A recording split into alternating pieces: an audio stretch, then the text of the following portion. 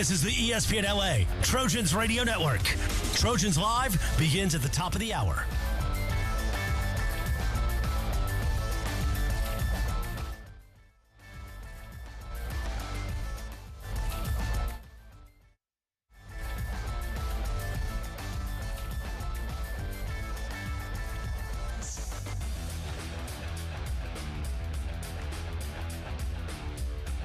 This is the ESPN LA Trojans Radio Network. Trojans Live begins at the top of the hour.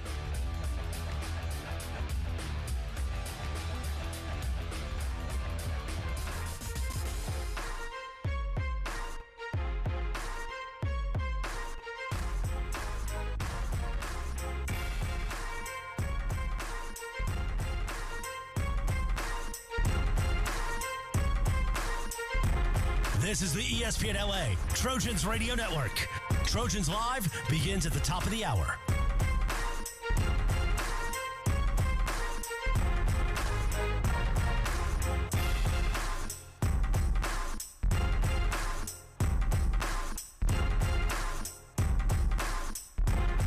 This is the ESPN LA Trojans Radio Network. Trojans Live begins at the top of the hour.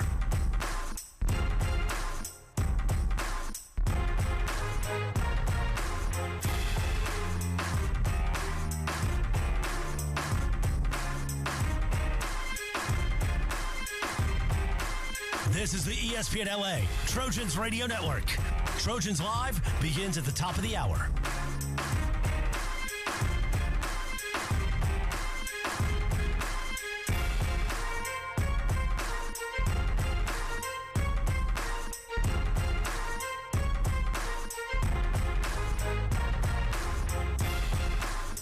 This is the ESPN LA Trojans Radio Network. Trojans Live begins at the top of the hour.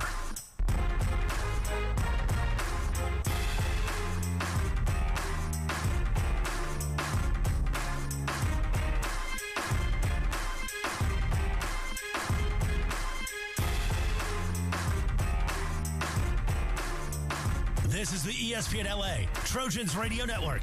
Trojans Live begins at the top of the hour.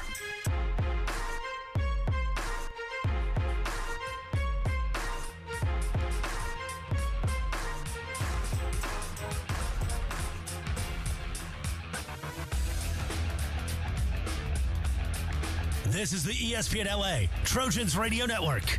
Trojans Live begins at the top of the hour.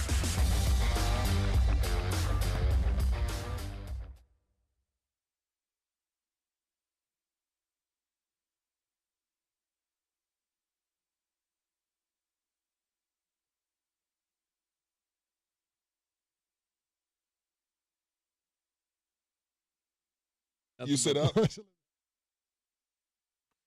Greetings, football fans. This is the ESPN LA USC Trojan Media Network. Presented by Pechanga Resort Casino. Are you ready for football? Here we go, Monday, November 18th, 2024. This is Trojans Live for a Victory Monday edition. Yes, Saturday at the Coliseum. For homecoming, USC took care of those Nebraska Cornhuskers. Handoff, no. Maliava will drive it back and keep it and throw, and it's wide open. Deuce Robinson to the 20, 10, 5, touchdown USC. 3 touchdown passes for Jaden Maliava. Deuce Robinson gets this one, and the Trojans are back in front. How do you do? We'll recap it all tonight. And yes, get set for rivalry week. USC, UCLA, Saturday night at the Rose Bowl. Let's do it. Trojans Live is on for your Monday night right now. Right now. The exclusive USC Trojans Coaches Show. Behind-the-scenes insights and breaking news from the student athletes who play for the Cardinal and Gold. Trojans Live is presented by Monster Energy. Monster Energy, unleash the beast. Unleash the beast.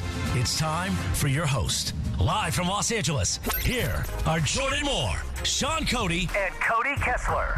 Hello and welcome to Trojans Live, presented by Monster Energy on ESPN LA 710 across the USC Trojans Media Network. I am Jordan Moore alongside the All-American Sean Cody. Our quarterback, Cody Kessler, and the two-time All-American Mike Williams is joining us here at the top of the show. It's officially Beat the Bruins week, and we've got Big Mike in the house to kick off the show. Taylor Mays to follow him. So lots to talk about, ready to take it to the next level. Unleash the beast this college tailgate season with Monster Energy. Tear into a can of the meanest energy drink on the planet, Monster Energy. Unleash the beast. And this interview is presented by iTrust Capital, the official crypto platform of the USC Trojans. Mike, good to have you, man. Thanks for coming down. Thank you for having me. Thanks for coming back, man. You know, you are a beloved Trojan. It is great to have you back as part of this program. Your official title is Director of Player Development. Yes, tell people what that means. The glorified parent, to be nice about it. But I make sure from internship to off-season job placement, class checking, making sure guys are getting their academics done, and then also just making sure there's dialogue with the parents for, guys that may be struggling and things like that. So it's a very, not removed from the X's and O's part of it, but definitely get a chance to, pour into the program and develop and, try to get these young men to understand like what they signed up for from a, I hate to use the word historic, but from a historic standpoint, since guys like myself and Sean and even Cody are far removed from our time here at USC. So it's not necessarily about telling old war stories and when I was here, not that whole part. But there goes half my gig, Mike. That's but at least just kind of letting them tap into, what it really means to wear the Cardinal and gold. Mike, well, take us through your journey then. You're obviously a great Trojan and a great NFL career. And then fill us in on that gap from getting back to USC. What have you been up to? I retired in 2011 and went right to coaching. So I was a high school coach for, a dozen years. I did about 6-7 years in California. Mm-hmm. The last 5 I did back home in Tampa, Florida. So in the last 3-4 years, I probably had about 10 kids that got USC offers. Mm-hmm. I was loving the space. I was coaching All-Americans. I was, coaching national recruits. So I really love that level and developing young men and just putting the right things between their ears and in their heart. So when this opportunity presented itself and Dave called me, I was a little bit of trepidation because I didn't know what I was getting into, but it just made me tap into a different side of my personality and, kind of what I've been through and able to kind of, talk to these young men about the pitfalls and decision-making and, all the things that, they're going to go through in their own way. Yeah. So it's been pretty cool. Mike, I got to ask, and I'm sure we'll talk about it a little bit later on the roundtable, but what are the thoughts on the throwbacks this week? And that was a hot topic from former players on the sideline before the game. I was talking to some of them. Did you like them? Did you not like them? Are they here to stay? Do you want them maybe once a year? What were your thoughts on those? I think, those are uniforms you wore as a freshman? Yeah, freshman. They changed your freshman year. So they changed when I arrived in the fall, so I never had a chance to wear them. I actually thought they were kind of ugly. Did you? Yeah, because I heard some of that. There was some mixed emotions from former players. Sean and those guys were losing a lot. So uniform wasn't, but that was the 2 little hooks or whatever they're called. That was the only uniform I knew. Chevrons. Oh, that's what they're called. They're called chevrons. Learn something new every day. I thought the crescents. I've always heard that they're called chevrons. I did not know that. But I think in its own way, the alignment and how it just worked out with the unfortunate, timing and passing of Coach Robinson. And, yeah.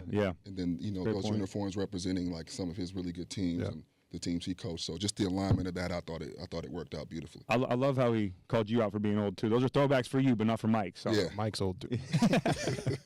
Well, Mike, you're back at USC, and the program's back in a building phase, right? And it's trying to get back to those glory years, that we saw you two guys in. And Sean's my guy. I love Sean, but truth be told, I think the program got different in 2002 when you got here. I mean, all of a sudden. That's just the way I saw it. Sean gets a lot of love as the first sort of recruit that was a big domino. But when you got here, we started playing different football. Special football. The athletes on the outside and the backfield, they just got different. What did you get? What did you think? And Sean, you can weigh in. What was the secret to the build at that point that you think 20 plus years later, this program can learn from? I think just speaking to SC.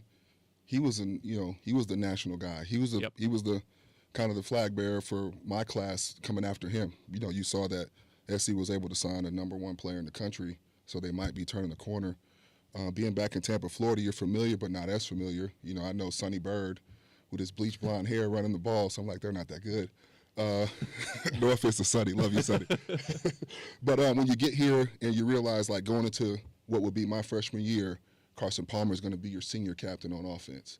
Troy Polamalu is going to be your senior captain on defense, and then you got Deshaun Hill and you know, Mike and some of these guys on defense that were Trojans, that they had been through all the down times and they had lost all the tough games to Oregon and UCLA, and just guys hungry for success. So I was fortunate enough to come into a program that was already, from a culture and a player standpoint, they had already made their minds up. They wanted to turn the corner and leave the program better. So being here now, it's a little different with the portal, and you don't really have as many guys that were, you know, maybe USC guys from day one. Sometimes you're building from guys that come from other programs. So it is about making sure you take the right kind of guys that are team guys and we over me guys. So this is an original time for me as far as my time with SC and things like that, but just happy to be a part of it because even though we lost some close ones, you see the culture developing. You see guys not quitting in games and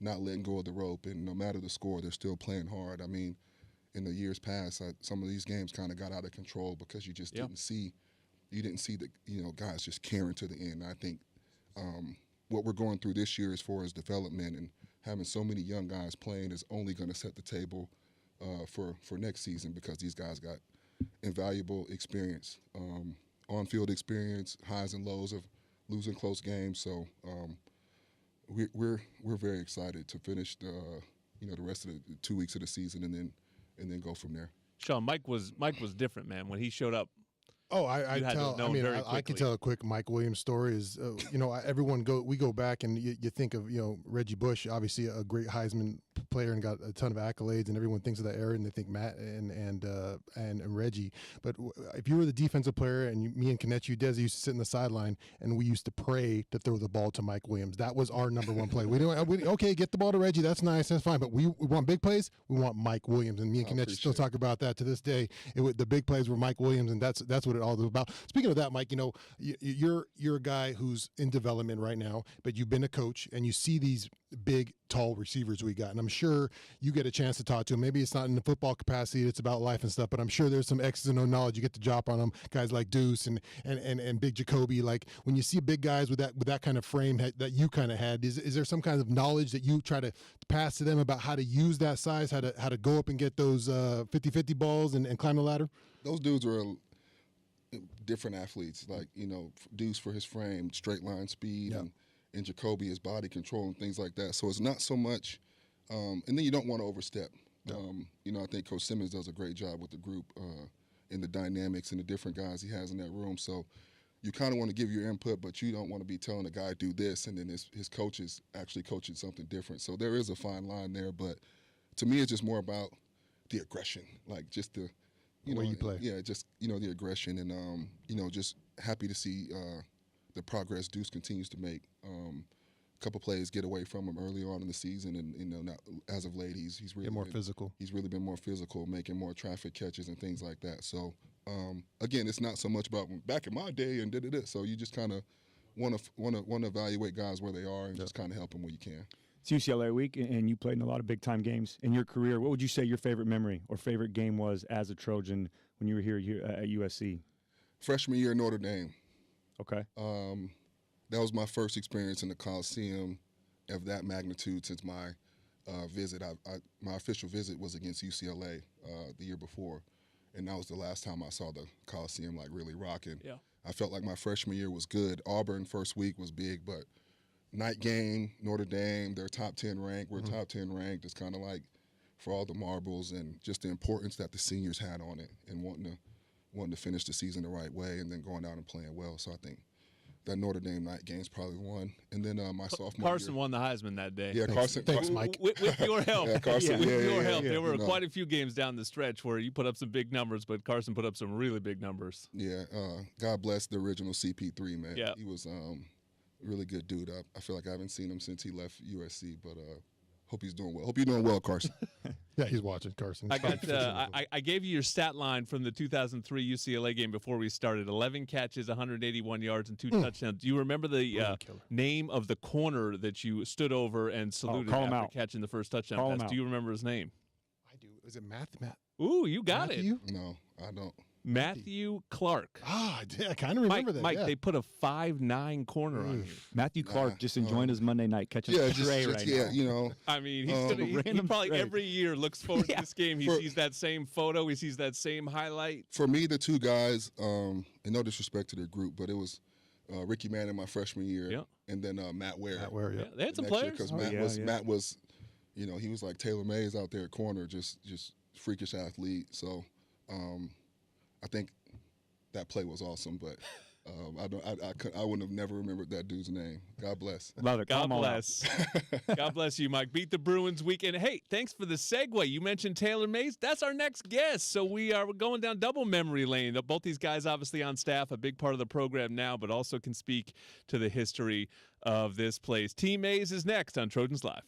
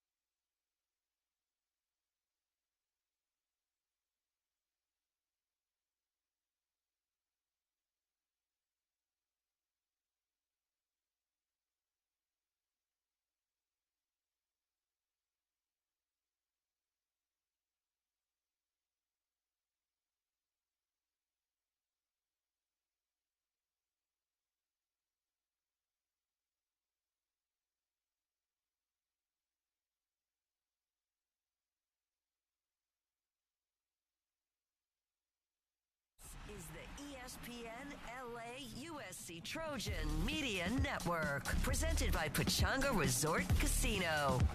For homecoming weekend. It's a touchdown, USC. And it is Trojans Live for this Monday night. Big win Saturday for homecoming against Nebraska. Trojans back in the win column. And by the way, how about that Trojans defense on Saturday night? Cobb comes up to the line of scrimmage. Trojan secondary and Jalen Smith playing right up on top of the intended receivers. Raiola wants to throw far side. That's picked off.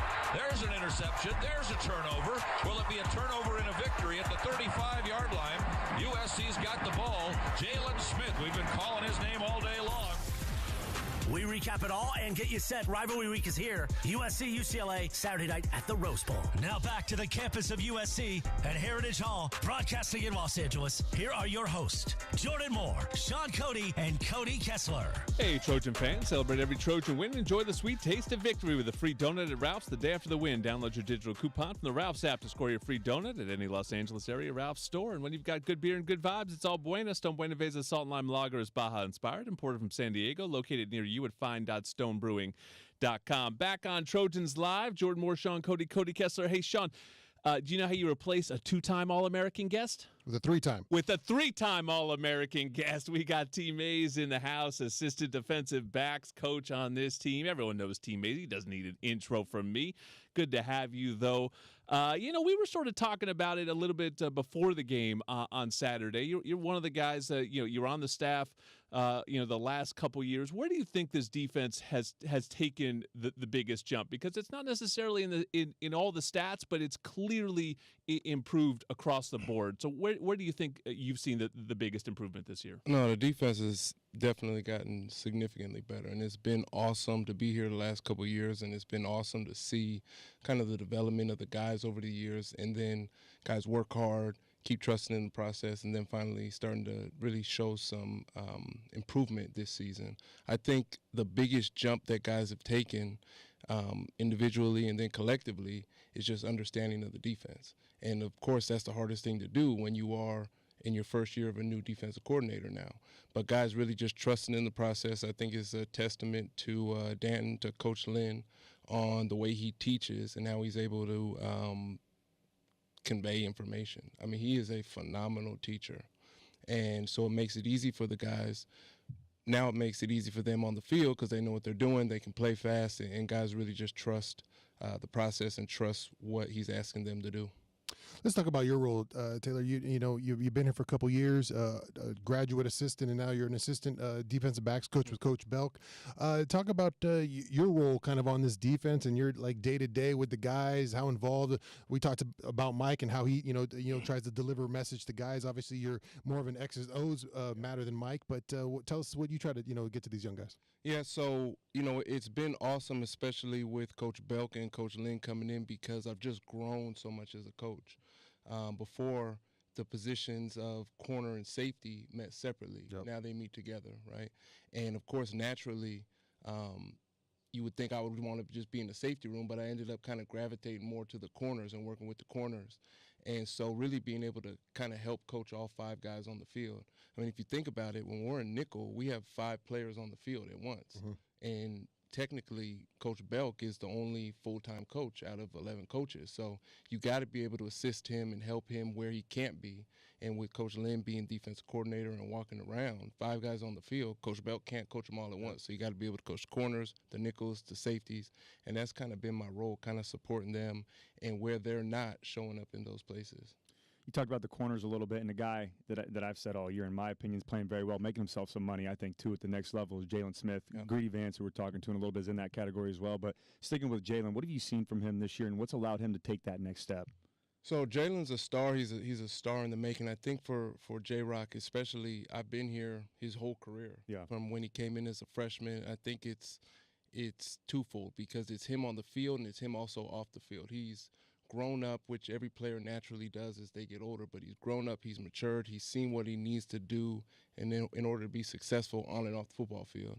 And what's happened is his athletic talent has been able to take over. He's been consistent, he's been dedicated, he's sacrificed, and you're starting to see the benefit of all the hard work and everything that he's done over these last couple of years. It's showing up right now. He's a heck of a player. You're listening to Taylor Mays on Trojans Live. And listen, as the sport develops, the rules always sort of change and get modified. And, when it comes to you, we always, make lots of jokes. Some of the hits you have, you would have spent a lot of time suspended if you were doing that now. But the thing I've noticed this year is how physical they allow DBs in this league to be on the routes. And we've sort of complained about it and felt like we got the wrong end of it on the offensive side a lot during the early part of this Big Ten season.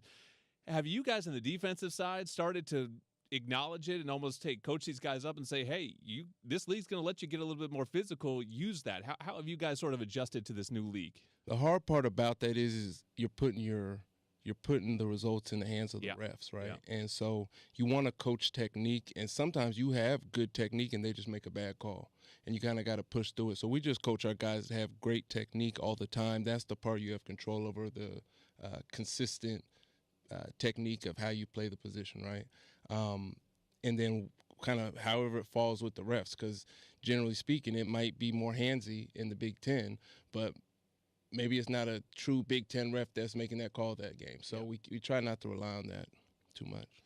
Taylor, we're going to take a little trick back, man. We got, the golden age maybe of Trojan defense when you were here with Brian Cushing and Clay Matthews and Ray 2008. Maualuga, 2008. Cedric Ellis, man. I mean, I go back and forth with Cush all the time about my era versus his era and who had the better defenses. But just give us a few glimpses into what it was like to be on that defense with those studs out there when it was time when they were punting the ball and you guys were running out there. What was it like to run out with that group? It's something you try to convey to the players, even our current players, is the guys in 2008 were together. Mm-hmm. They were together. Guys worked hard together in off season, and guys built confidence in the preparation that we had done in off season, in training camp, and throughout the season. And we knew that we were going to go out there and shut an offense down. Yep. And it was kind of like you didn't even want to give them a yard. Like, to give them a yard was seen as we lost that rep. Yep. And so going out there and just smashing their face into the ground every single play was just the mentality of the defense. And when you're doing it with guys, when you're doing it with a Brian Cushing or a Ray Maualuga, you cannot let that guy down. Yep. You can't let Cush down. You can't let Ray down. You can't let Kevin Ellison down, because those guys work so hard and you know how much it means to them as well. So that was just kind of the mentality. Just, I like to say, USC defense dominates. And one more thing, it is a defensive school, so you got to stand up. Hey, now. Sean, you even have told me stories. You come back as a pro and watch these guys lift, and you felt like you needed to raise your game to lift with the college kids. It was a different group in the weight room there. I mean, when you see Taylor and Cush and Clay walking around with their shirts off, lifting weights, it was like, man, these guys, they're taking the next step. And you look at me and Mike Patterson, and we'd have bad bodies, and it was like, oh, this is the next step of defense. Okay, we get it. Did you get to come back and watch me lift at all, Sean? No, I missed that. Okay. Yeah, I missed those. Last one from me, Mike talked about it a little bit or touched on it earlier, but in today's era of college football, some of these rivalry games lose a little bit of a meaning, to them with so many new faces. What's your message this week for UCLA week for some of these young players or new faces on this football team? So I think you're 100% right. It's the hardest part about current state of college football.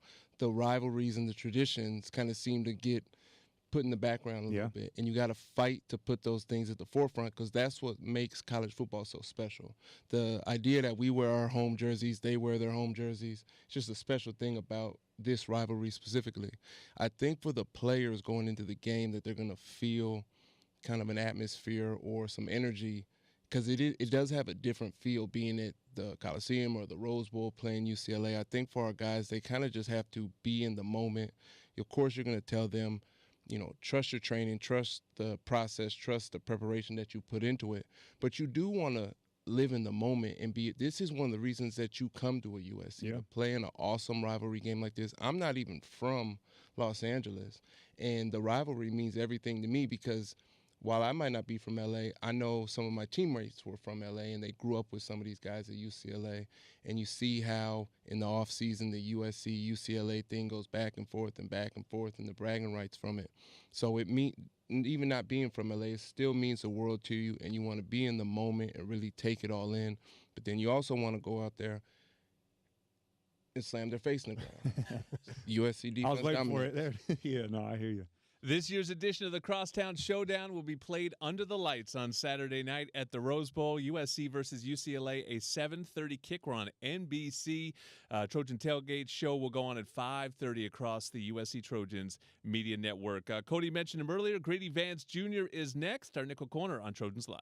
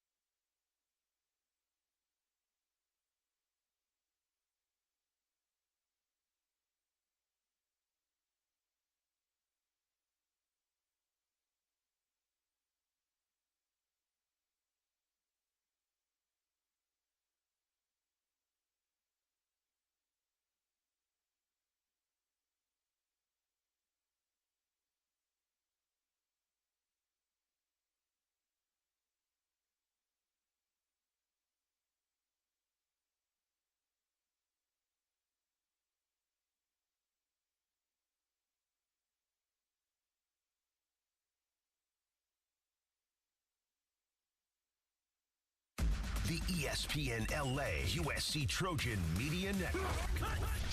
Presented by Pachanga Resort Casino. We're back with Trojans Live. It's a touchdown, USC. And it is Trojans Live for this Monday night. Big win Saturday for homecoming against Nebraska. Trojans back in the win column. And by the way, how about that Trojans defense on Saturday night? We recap it all and get you set. Rivalry week is here. USC, UCLA, Saturday night at the Rose Bowl. We're all over it tonight on Trojans Live. Now back to the campus of USC at Heritage Hall, broadcasting in Los Angeles. Here are your hosts, Jordan Moore, Sean Cody, and Cody Kessler.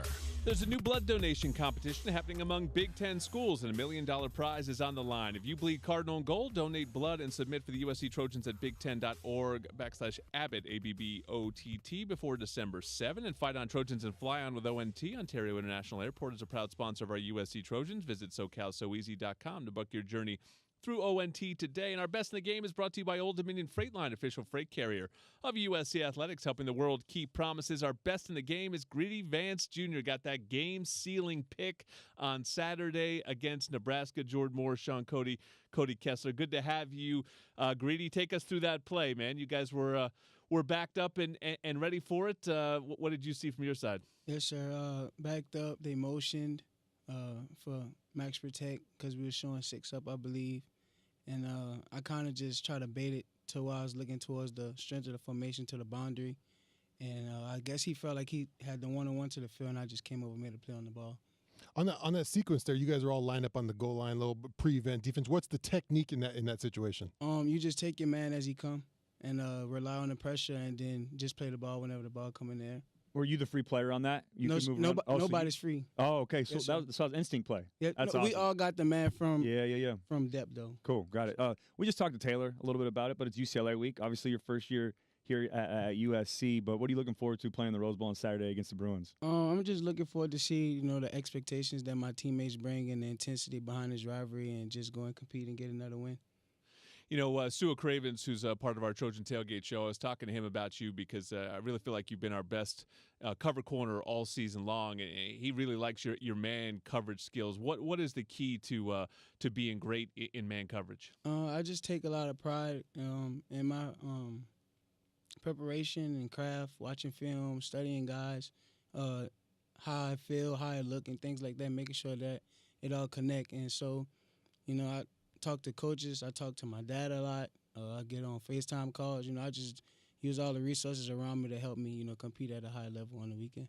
A couple injuries on the back end this year. Jacoby Covington, Kamari was down for a little bit. Jalen Smith was down for a little bit. You were down for a little bit. Last week, we got to see everybody kind of get back into full form after a bye week. What was it like to get everybody out there on the same page again and put together the performance? You guys only giving up really 10 points in that game. That was good. I think Kobe came before the game and gave us a lot of energy. I think he missed about 2-3 weeks. Yeah. So, seeing him back energized all of us and inspired us to go play a good game. All right, now I asked Mike about this, and there was a lot of talk from us former players on the sideline. I need your thoughts on the throwback. What was the feeling in the locker room? Did everybody love them? Did they like them? Did they want them to stay? What were your guys' final decision on those throwbacks after getting to wear them on Saturday? We loved them. When I seen them, I was like, I ain't know, When I seen it, I thought it was pretty cool. I was kind of trying to make an idea of what I wanted to wear with it and things like that. So I feel like that probably was everyone else's mindset as well. You're listening to Greedy Vance on Trojans Live, and you didn't know because you're from the South. That's sort of your football history. We got you as a transfer from Florida State. You were at Louisville too. How's it been out in Southern California? What's it like, LA versus the South? What's different? What do you like? It ain't rained since I've been here. That's for sure. The food's still good. The people's still good. But. I don't need much to do, good weather, good people, a lot of things to do out here, so that's just been very good for me. What's it like being working with Coach Belk and Coach Mays as the season's gone on? Where do you think your skills have developed the most under their tutelage? Coach Belk actually recruited me in high school, for people that didn't know, but just, working underneath them and just learning from teammates. We watch film. He showed me a lot of NFL clips, run fits, passing, coverage. Just himself? Is it just himself? Does he show you clips of, look, watch, this is how you do it, son, and then he shows himself playing it? No, he don't show himself. He don't really talk about himself a lot. He real humble, but he do a good job of making cut-ups for us. We come upstairs and watch film and things like that, and he just teach us, and we learn. Coach Belk is very smart, and he's a good teacher as well. So. You ever seen a DB the size of T. Mays before? Nah, I didn't know he ran that 40 that fast too. Oh yeah. Well, he was 4'3", right, at that size? Straight line speed, man. He had it. Yeah. Me and him are the same. So going back a little bit, talking, and this is our first time we've got to talk. What went into that decision to come into USC when you were in the transfer portal and looking at schools, and how did you know you'd be such a great fit here in Coach Lynn's defense? I think I just wanted to be like I've always been a smart football player, but Coach been at the highest level. Obviously, the NFL is where everybody want to go, and he coached with the Ravens. He coached all over, but with the Ravens. Yeah. And I just wanted to learn the scheme. I wanted to know what he had to offer. The way that he had the presentation for me on the visit was really cool. And I felt like, when I got in his defense, I'll be a very effective player. What's it been like working with Coach Lynn? I mean, you've been in a couple of different defenses. What does he do? And Taylor talked about it a little bit. What does he do so much better? Maybe not than other places you've been, but what does he do so well that helps you kind of take your game to the next level?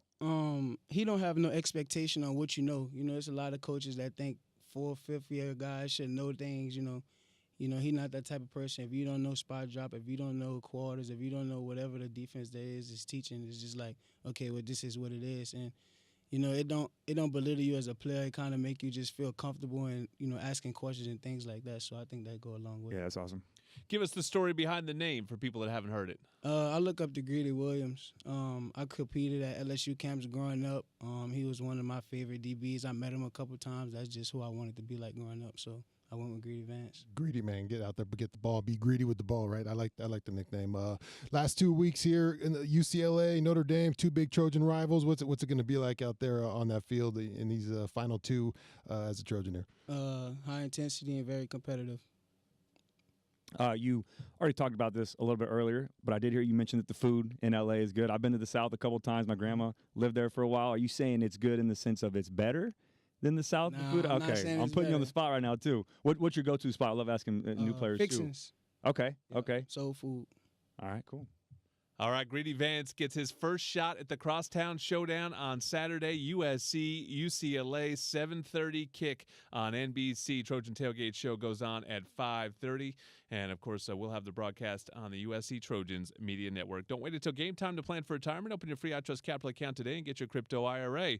iTrust Capital is the official cryptocurrency platform of the USC Trojans. And if you want the inside scoop on this game and all things Trojans, be sure to sign up for the 3 Torches presented by Smart and Final. It's a free newsletter. It'll hit your email inbox 3 times a week with game info, player insights, and more. Go to usctrojans.com/3torches and sign up. Hongping Lee, the longest tenured head coach at USC, the USC diving coach. He's next on Trojans Live.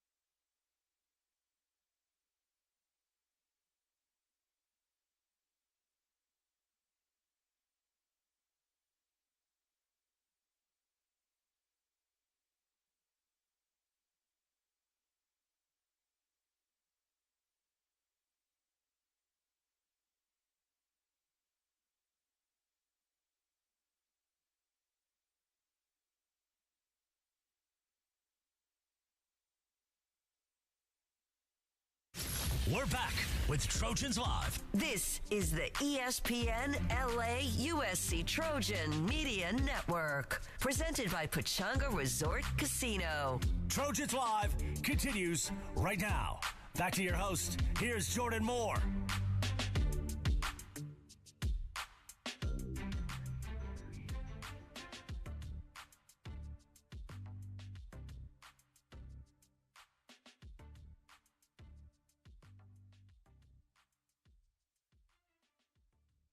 Coming in. Come sit down, Coach. Oh, yeah. Hongping Lee Now he's in looking his sharp. 26th year as the USC diving head coach, legend around these halls over at Utangzu, the Aquatic Center, and joins us now. First time on Trojans Live. Coach, what's kept you at USC all these years? Well, thank you for having me. How kept me this long?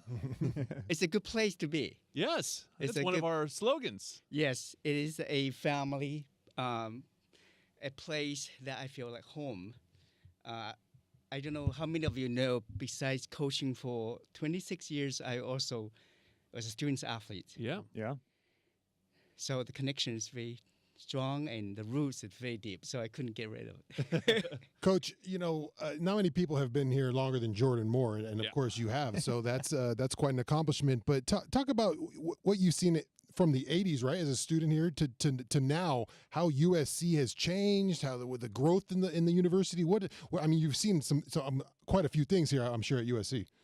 Oh, huge.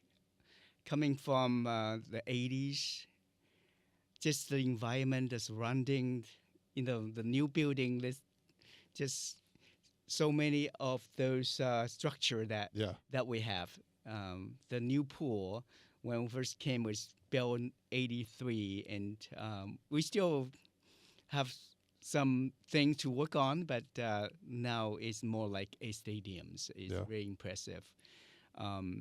Of course, I have been through many Pristons and many 80s. AD's president, yeah, I lived them all.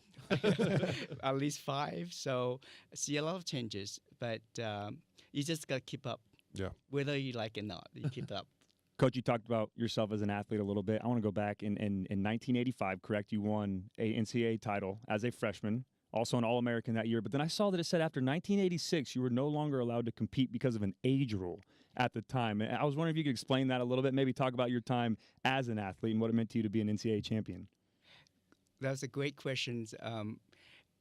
Nowadays, there's no such age. People still graduate students still can. Got ninth-year seniors all Start going to school forever. Yeah. Yeah. Well, I was curious why it said that, but I thought it was interesting. It was the rule set by NCAA, and I was really shocked that I didn't get to compete after first year of competing for USC, and it was really honored to be able to represent the USC and won the title for my freshman year, and was look forward to earn more, right? Yeah. And then they say, well, there's an issue going on. There's age. You're 22 now. You're supposed to be in college 4 years You were only ago. 22. Yeah. Oh wow. Coach, you were too good. They had to Half the team's 22 now. Yeah. Freshman. Well, must be the rule change then Yeah. and now. So Well, forever an NCAA champion. That's awesome. Yeah, it's a big accomplishment. You're listening to USC diving head coach Hongping Lee on Trojans Live. And, listen, we're amateurs when we watch diving. And so the thing we always notice is the splash. You don't want to make a big splash when you enter the water. What else should we be looking at? What are the great nuances of this sport that are the difference makers in the air for the divers? when you're looking for a dive, it's 4 elements that you're looking for. The one that you mentioned is the last moment into the water. There's a approach that they start to do a springboard approach or platform approach, and then the takeoff. How high and how strong they get off the springboard, get off the platform, and then the air positions, how graceful that appear to you, and then the last thing you mentioned is the entry. It's got to be very clean, very straight, vertical, without any splash. Coach, take us through this year's team. Obviously 2-0 here in the start of the season, maybe preseason for you. Now you're getting into it. What's this year's team look like? As you know, that we had 2 spectacular Olympians joining us this year. One is from Canada. Her name's Kate Miller, freshman. Yeah. And another one is from Germany, graduate students. His name's Murat Westman, springboard diver, finalist at the Paris Olympic Games. Definitely look forward to see them perform well for us.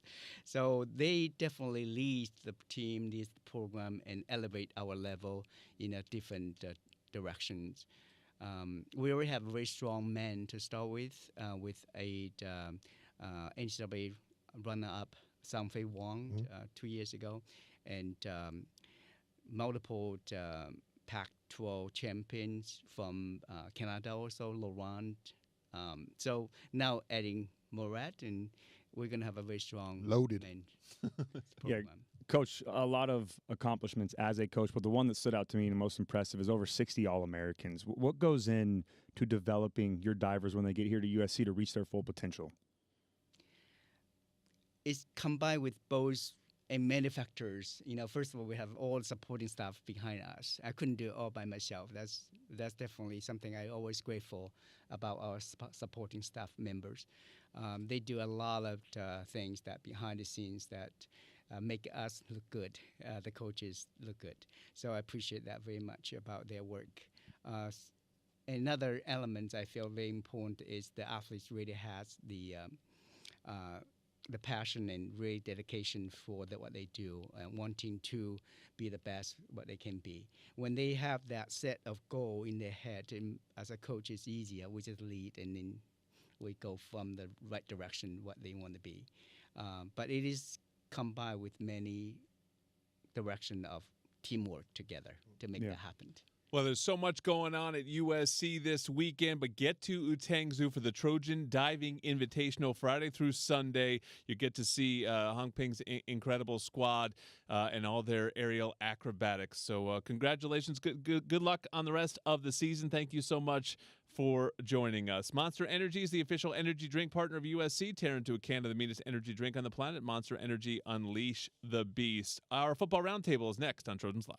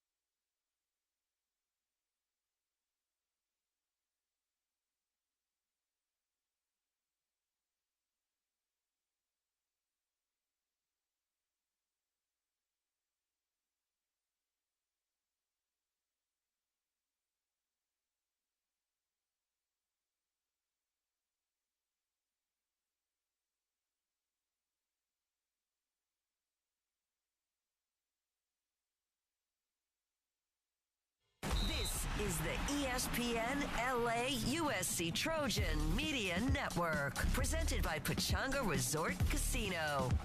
For homecoming weekend. It's a touchdown USC. And it is Trojans Live for this Monday night. Big win Saturday for homecoming against Nebraska. Trojans back in the win column. And by the way, how about that Trojans defense on Saturday night? Cobb comes up to the line of scrimmage. Trojan secondary and Jalen Smith playing right up on top of the intended receivers. Raiola wants to throw far side. That's picked off. There's an interception. There's a turnover. Will it be a turnover and a victory at the 35-yard line? USC's got the ball. Jalen Smith, we've been calling his name all day long. We recap it all and get you set. Rivalry week is here. USC, UCLA, Saturday night at the Rose Bowl. Now back to the campus of USC at Heritage Hall, broadcasting in Los Angeles. Here are your hosts, Jordan Moore, Sean Cody, and Cody Kessler. Back on Trojans Live, it's time for our football roundtable with Sean Cody, Cody Kessler, and Keely Yor, our insider, joins us now. I'm Jordan Moore.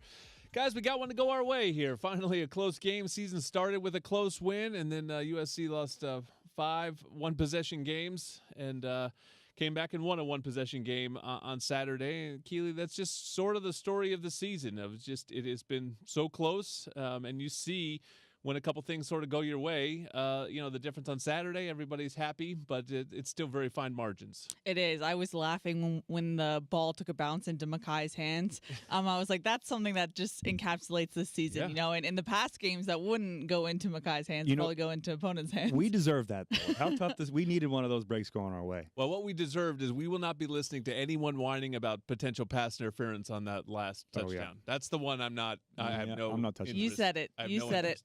Don't care. Yeah. You want to see some clips? We have a season full of them. It's just the way they're playing ball, and that's the way we played on that one. You okay with that, Sean? Yeah, I mean, I wasn't worried about it. Pete Arbogast was definitely worried about it. Pete, you were worried about that. You thought they were going to throw a flag 5 minutes later, but we got it. You got to benefit sometimes, and luck was maybe the theme of that game. We had some lucky plays in that one that bounced our way, but sometimes that's how football is. I think the important thing was that on offense we scored a touchdown when we needed one, and on defense we got the stop when we needed one. That's what we've been waiting for all season. Which side of the ball was going to show up, and it's been tough in some of those situations this year, waiting to make a play, but we made a play on offense and we made a play on defense, and that's why the Trojans end up winning the game. Yeah, they finished the game. We talked all season about finishing it, but that's right. I mean, the last offensive possession came down to a 4th down. They pick it up. Ultimately, they get the red zone score from Maiava with his legs, and then they had a 4th down defensively. Didn't get off the field there, but then ultimately, really pushed the clock enough that they had to force it on that last one, and Greedy was there. Yeah, and I don't mind that, talking about the defense first. And it's kind of like us against Washington last year. When you have those type of got-to-have-it situations, when you have to score a touchdown, you're okay with them driving the length of the field because they can't just settle for 3, right? They still have to score. And when you get down the red zone, it tightens everything up. And Greedy Vance, like you said, came off of his defender and was able to make a play on the football. But offensively, for me, that's something we've talked about, being able to finish with the ball in your hand, right? And I know the defense went back out there, but that drive was 12 plays, 84 yards. But the biggest part about it was 7 minutes and 40 seconds of the 4th quarter was taken off in that drive, and then we finished in the end zone. So that was great to see in it. Well, there was one point in the game, when we had the fumble, which, Jaden's got to protect the football. They go kick a field goal, then we get ours blocked. It felt like, here we go again. Are we going to be able to overcome this? We did in this game. We played complementary football there at the end and finished on both sides of the football. But I thought that was the difference in a lot of ways. That 3rd quarter turnover that has just killed USC this season, we talked about it in the pregame show, giving up in short fields. They didn't this time. They got the stop. They held them to a field goal. And ultimately, maybe that's the difference in the game. And certainly it was in terms of the vibe of where that play left us. Yeah, it also helps that Nebraska was 127th in red zone efficiency coming into the game. So it goes your way in that sense. But I thought, something we've talked about so much on this show is kind of where is that Lincoln Riley offense, that aggressiveness that you guys have to adjust to us. And I felt like we saw that on Saturday, that rhythm that Lincoln Riley was in as a play caller. And it's something we've talked about. I know, Cody, you've been preaching it all season long, but having that rushing element to a quarterback, it actually impacts Riley's play calling.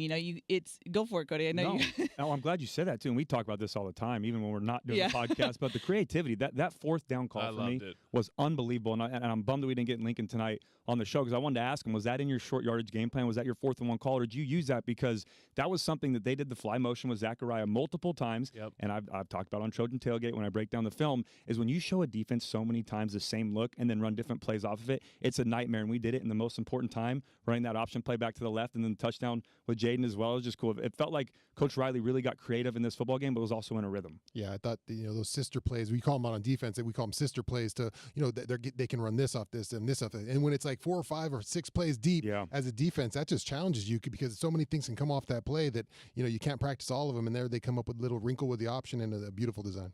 Listen, the season's not going to end in the playoff or maybe some glory that people were hoping for after that LSU game. But boy, UCLA and Notre Dame allow you to sort of rewrite the narrative at the end of this year, and that's kind of the beauty of games like this. And beating Nebraska sort of tees it up. Now you sit here at 5-5. Yeah, bowl eligibility is out there, but it's UCLA on Saturday. I feel like nothing else matters. Yeah, I mean, these 2 games this is why you come to USC and to play these in two games. Names are made, legends are made in these games, and players know that. I remember as a young man knowing that when the lights were on and it's a USC-UCLA game, there's no better feeling than making play in those games because fans remember that kind of stuff. Yeah, like I said, I don't care if we're 0-10 or 10-0 going into these 2 weeks. These games are their own season, right? They mean everything to you. And one of my favorite memories as a Trojan was my senior year beating UCLA in the Coliseum to win the Pac-12 South and get a chance for the championship. But yeah, this game, even with the transfer portal, it has to mean something. And I'm glad guys like Mike Williams and Taylor Mays are around to teach these young guys about that. 7:30 kick on Saturday. We'll go on at 5:30. We still have one more segment to come of Trojans Live on a Monday night.